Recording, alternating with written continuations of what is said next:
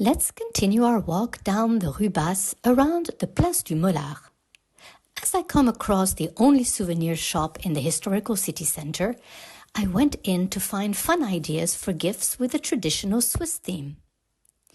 The boutique has belonged to the same family since it was established here at number 1 Rue de la Croix d'Or in 1927.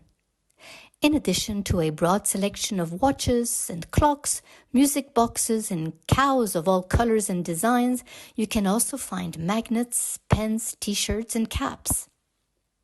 But when it comes to offering Swiss tradition and excellence, nothing beats this. Chocolates are always appreciated, especially over the holidays.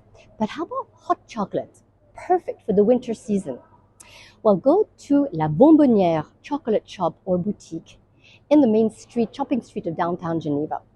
You can taste one of the 35 different chocolates and even buy them individually, or how about a set? This is a wonderful gift.